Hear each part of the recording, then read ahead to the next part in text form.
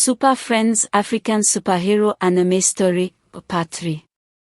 The continuation of Matt and Arnold's exciting adventures with a new villain, the Elementalist. Our peaceful city was suddenly under attack by a new villain called the Elementalist.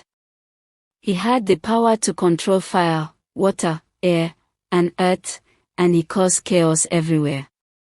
But don't worry. Matt the Speedster and Arnold the Strong were there to save us. It all started when dark clouds rolled over the city. The Elementalist stood on a rooftop, controlling the winds and creating a huge storm. He summoned waves of water that flooded the streets, and gusts of wind blew cars and people around like toys. It was terrifying. Just when things looked hopeless, Matt and Arnold showed up. Matt, the fastest guy you ever seen, was a blur, speeding through the streets to help people and get closer to the Elementalist.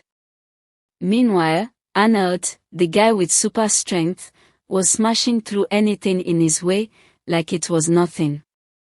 The Elementalist wasn't going down easy, though. He created a tornado right in the middle of the city. I couldn't believe it. But Matt ran straight into it, dodging debris as if it was nothing. He was too fast for the Elementalist to hit. At the same time, Arnold lifted a huge piece of concrete and threw it straight at the villain, hoping to knock him down. But the Elementalist used his powers to stop the concrete in midair and threw it back at Arnold. I thought it was over for him, but Arnold didn't even flinch. He just kept moving forward, smashing through anything the Elementalist threw at him. Then, the Elementalist raised a wall of fire, trying to burn Arnold. But Arnold charged right through the flames without a scratch. Matt kept zipping around, dodging blasts of water and air that the Elementalist shot at him. It was like watching lightning race through the city. Arnold then punched the ground with all his strength, and the earth shook. The ground split open beneath the Elementalist, but he floated in the air, using his powers to control the rocks and earth. Then Matt had an idea. He ran so fast around a firestorm that the Elementalist created, it blew the flames out. Next, he kicked open a fire hydrant, and water sprayed everywhere.